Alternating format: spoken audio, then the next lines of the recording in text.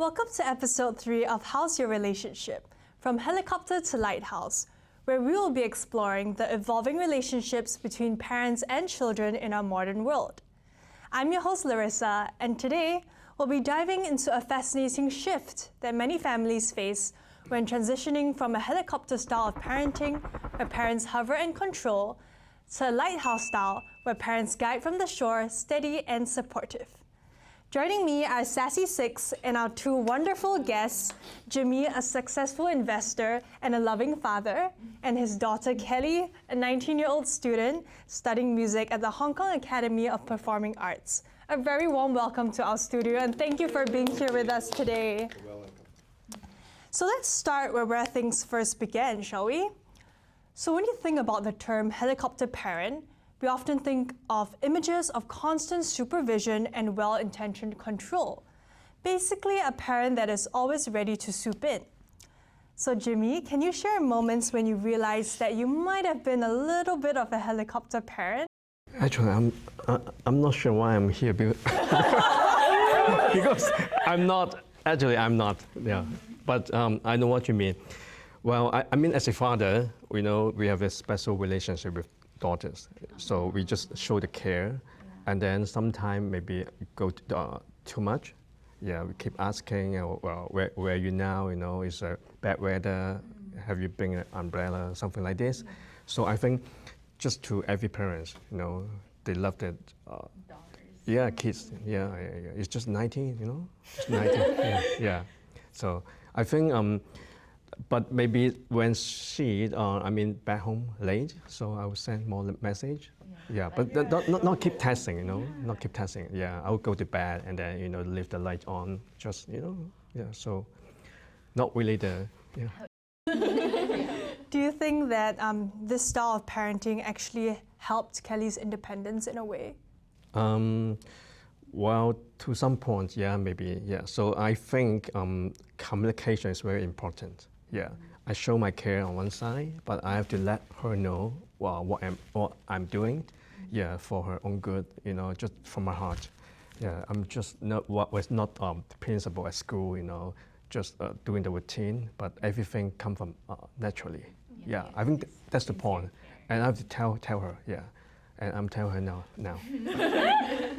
And you are really lucky. Yeah, because sometimes at home, you know, she's quite busy, and then maybe composing, doing the music. So when I lock the door, I think it's not a good time. But maybe sometimes I have to go overseas for, you know, working. So when next time I'm back, maybe she'll sleep already. So that's not. I mean, it's hard to find right time. Yeah, you know, you don't want someone, you know, keep, you know, talking, blah blah blah. Yeah. But as a parent, I just don't care. I just want to tell her, yeah, I care about her. Yeah. Oh yeah. Kelly, do you feel supported in a way? Don't cry. I mean, there are times where I think he is a helicopter dad, but like sometimes, sometimes he's like this. Yeah, but then, but when I get back home from school, or like sometimes my school ends at like 10 or 11, and so when I get back home and then I see the light is on, even though my parents go to bed, then I know that they still care. Like they really care, and then that makes me feel happy. Why do you feel that your dad is a helicopter parent? I mean, I used to think that, I guess, when I was in secondary school, but now I think he's more like a friend parent now. Friend-parent figure, yeah. So it's like when you realize like they're doing it for your own good, then you learn to communicate with them, and then you also have to communicate and talk about like how you can be independent and show them you can be independent, and then they will also learn to step back. When you were younger, did you feel like sort of stifled or restricted in a sense? I think a little bit restricted, but then I also know that I guess my dad's not considered like the biggest helicopter dad. So actually, since the majority of Sassy Six actually come from an Asian background, I'm pretty sure the majority of you guys actually face the issue with trust with your parents. You know, not everybody is as lucky as Kelly here. So I do want to ask Princess, you know, coming from a Filipino background, do you feel that your parents don't trust you enough to make your own decisions in the past? Actually, like, supposedly in the Filipino culture, they're more strict. But weirdly enough, my mom is the total opposite of that. I got the complete freedom ever since I was young. Like, as long as I kept my word to her that, as long as I let her know, okay, at this day, I'm gonna go home a bit late because I'm going out with friends and all of that. And once, like, she knows about that, she's just gonna let me up until the time that we have set on together. Like, she's not gonna, like, how do you say it? She's not gonna constantly check on me. She gives me full trust when it comes to, like, going out and things like that. Since how old? Like, I think ever since, like, secondary school started. Wow. Yeah. Like, I know. I think I got the lucky part. No, I think because my mom is more like, I think it's like a two-way relationship. Once you show your parent that you can be trusted, then they give you that trust, and you should know how to keep that trust and, like, you know, protect it and make sure you don't break it, so they continue trusting you for a long time. So ever since I was like 14, 15, my mom really didn't mind when it But you comes to- tell your mom where you go, right? Yeah, I will tell my mom where I go, so she knows, just in case where to find me. I'll tell her the time that, okay, at this time, I'm gonna go back, okay? So you don't have to worry if you don't see me at home at this time. That's or this incredible. time. So actually, you know, this whole conversation was really interesting, not what I expected, but actually so much of helicopter parenting comes from love. But it can create tension around trust, which is not what you face, you know, great for you. But let's talk about how that trust starts to rebuild when we adopt a lighthouse approach instead. So the idea of lighthouse parenting is actually very powerful. It's about being a steady guiding presence rather than a constant overseer. So I'm just going to get straight to the point. I'm not going to ask you what inspired you to shift your parenting style more. I will ask you, why do you choose this kind of lighthouse parenting style? Like, was it a conscious choice or a realization that this is what my daughter needs? I have no choice, actually. No. I mean, well, actually, I'm learning too. Yeah, it's only my second child, and then, so I have to work, and then, well, I think as a parent, it's just like a human Bible, and then just show her, you know, what is good and bad, you know, or bad. So, well, life, well, there's many things in life, but not everything can have a second chance. So to me, I just, you know, everything is so critical. So I would tell Kelly, so maybe, but life is, you know, there's a lot of things. So that's why I'm keep telling sometimes, yeah. So, but to her, I don't know how much she can get, but I think to me, to do better, I have one way, which is I create a common language. Maybe I'm not into the Korean pop star or any in the concert, but maybe she like it. So I just see what she like, and then yeah, sometimes I see the YouTube or Instagram, you know, of what who she like, and then I just sharing. Yeah, maybe some funny movie. Yeah. I think that's help a lot.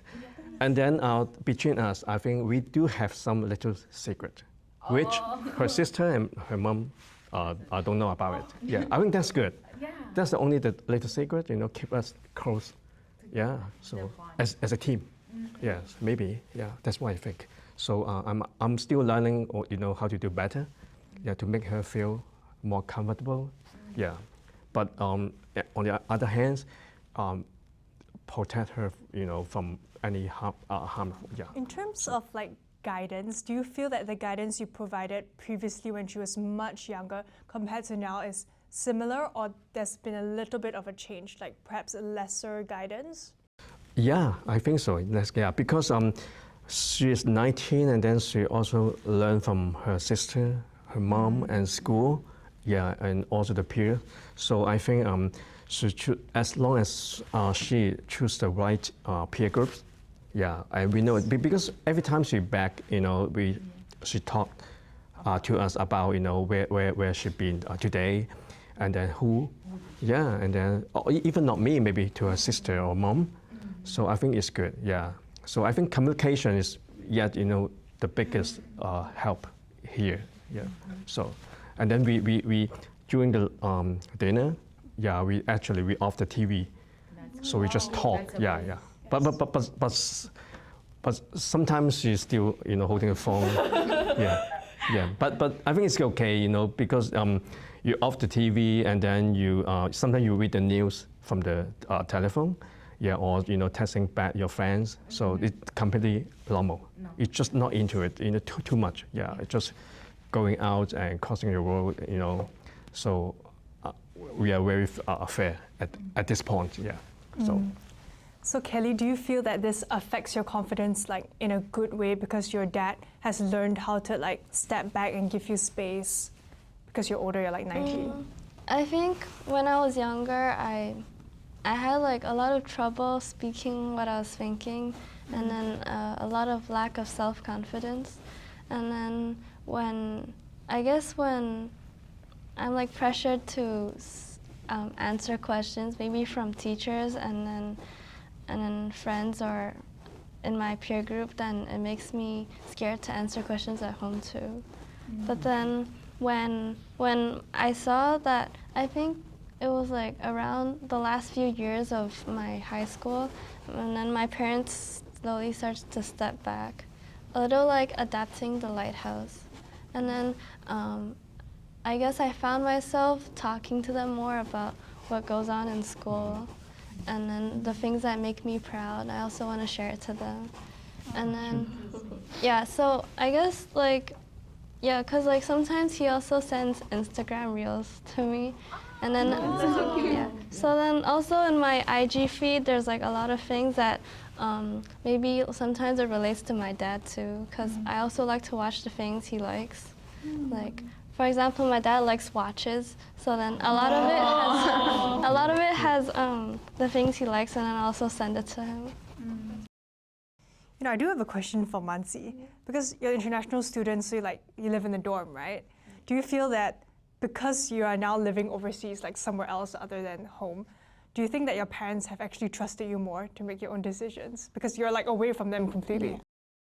I think yes, that has a lot of I live away, so they need to also have that sense of like trust in me that I can take my own decisions. And I think like it was not that major shift, because even when I was back home, they like trusted me to make my own decision. My dad always wanted us to be like independent, so like till a certain point, like he like told us, it's like, you grew up, you need to take your own decisions, even like from small things, like, picking up from school, he'd be like, you need to like, grow up, like figure out, public transport and everything. So after I've come here, I think that trust has increased, amplified more. And also like I give them the reason to trust, like wherever I go, like I message them, like, I'm here, you don't have to worry.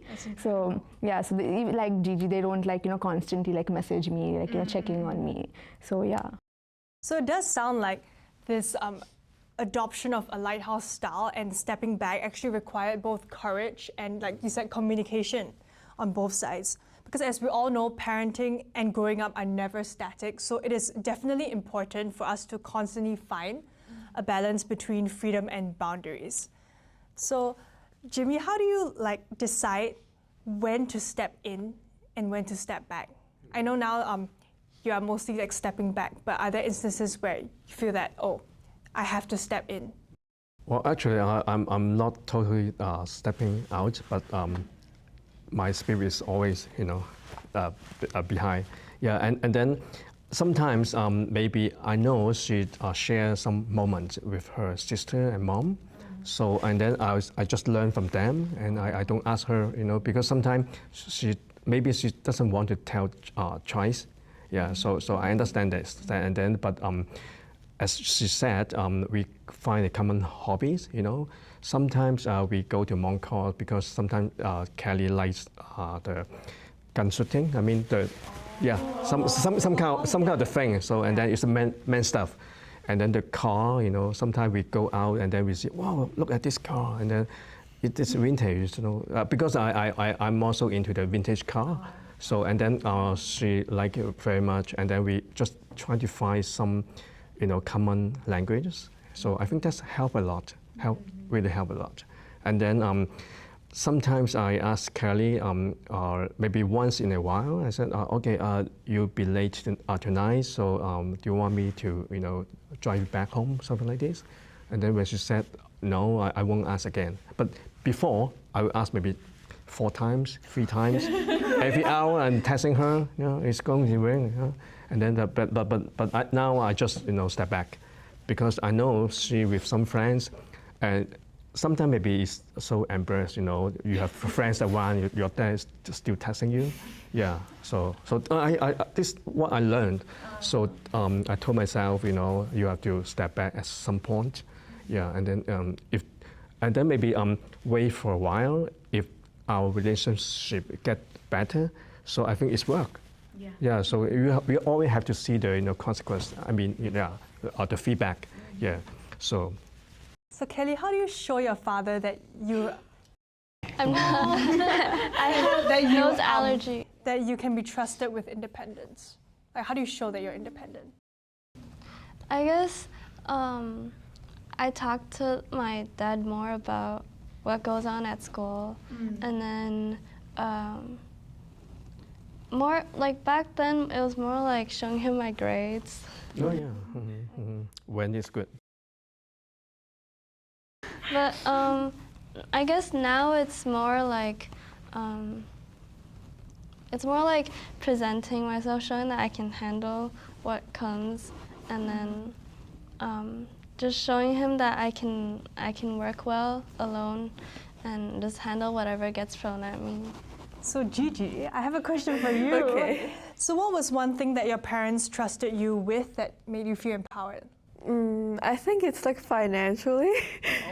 They gave me like a card thing, like it's like a debit card kind of thing that I can use whenever I need to. And when I do use it, they don't really ask that much questions about it.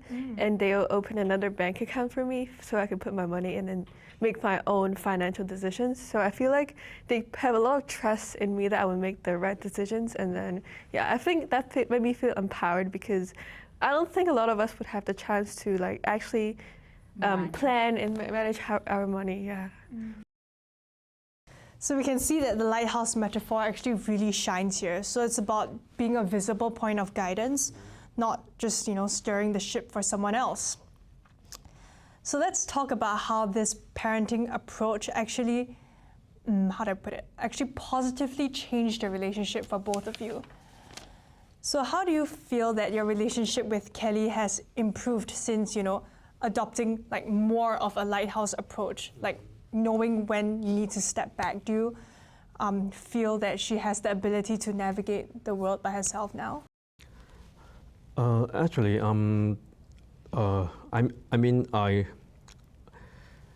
I don't have much experience with Odette about this, but yeah, her sister. But as I said, at some point, maybe 2 years ago, COVID, everyone stay home. Yeah. That time, and then we communicate a lot, but in a bad way. Yeah. So sometimes I ask lots of questions. Have you done this, and then it's just like she opened the door and look at me. She just want to turn back. Yeah. That time. Yeah. And then me too. Because we don't want to get worse, the relationship, but not that bad, but in a way. So and then I just as said, I just maybe I just when she go out, and then I just text Kelly once, and then I just want to show my concern, and then I just leave the light on, and then she know everything for her own good, and then things seems very smooth, and then it's just fix itself. Yeah, so maybe with a little bit of luck. So, because sometimes you work so hard, it doesn't come to the good result. Yeah. So how do you feel that you both communicate now when disagreements arise? Like, what do you think works and what do you think doesn't? Lady first. I think what works is when we show care in like different ways. Like for example, like having like secrets is a good thing sometimes, but also because you have to, like, sometimes you just have to, there's like this moment where you realize that they really just care for you and they don't really mean harm. Or when you face difficulties and then you know you can tell your parents, or even if you don't tell your parents, you know they're there for you. And then this is like a kind of silent communication. What do you appreciate most about your father's parenting style now? Everything. Now, now it's like, I feel like he's more of like I see him more of like a mentor, and then he's there when I need him, and then I also want to show that I'm also there for my dad. Yeah, so, I'm really so glad to hear how strong your relationship is, between both of you. And I'm sure all of our listeners are so happy to hear the strong bond that you guys share. But before we wrap up, I would like to ask both of you a final question. So what is one piece of advice that you would like to give to parents and young adults when navigating this transition from helicopter to lighthouse parenting? I'm not sure if this is what I can answer you correctly, but just remind me. One time I was in Japan, and then I just see something, and then just remind me. I should get some souvenir for Kelly. Actually, I got for Odette too. But at the message, I just said, okay, please don't tell Odette. I just getting this one for you. And then it's just a little secret. Bond us. Make our bonding is more sweet, maybe. Yeah. So, and then she said, okay, please choose this color. And then during the conversation, we learn a lot. Okay, I thought you like yellow, but it's not. Yeah, but if I just ask, at home, formally, so it's completely different, maybe. So she said, okay, I told you 1,000 times, you're just still asking. But at that time, you just told me, naturally. I said, okay, I remember it. So I think that sometimes this kind of conversation is good, from different, not only at home, maybe, other setting. Yeah, and as you said, little secrets, and also, we have common language.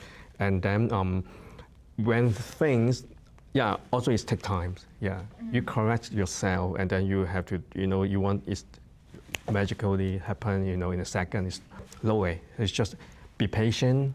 Yeah, you have a plan. Yeah, and then you just wait for it, and you pray. Yeah, yeah. I think one time, because I'm not a church person, Sunday, drive Kelly to Sunday school. Sometimes she drop the notes. Okay, today I heard something there. I drop for you. Yeah, and then sometimes maybe I go overseas trip. I see something she like. Wow, I never see this in Hong Kong. Maybe this car. So I just take the photo, and then I come back and show her. Oh, you know what I see today?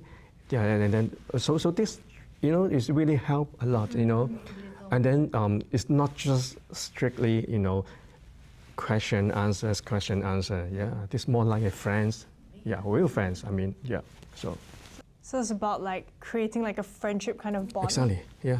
So you can be there for her when she needs you. And with no tension, you don't have to. Yeah, there is no time limit. Yeah, it's not strict answer. Yeah, everything should respond. I'm happy. Yeah, I think that's important. Yeah, always encouraging. Yeah. But like I realized, actually there's a lot of movies that maybe I didn't really like, but then I realized why I started to like it. Because I realized my dad liked it. And so, because I realized maybe I wasn't, when I look back, I realized maybe I wasn't that into it, but when I see how good our relationship is when we talk about it, then it makes me like that. But in the fairness, it's actually, I like the way I could talk to my dad about it more than whatever we were talking about. Yeah, sometimes you rap, a song at home, and then okay, I rap too. But very badly, but I just don't care. Just it's the effort. Exactly, effort. Yeah.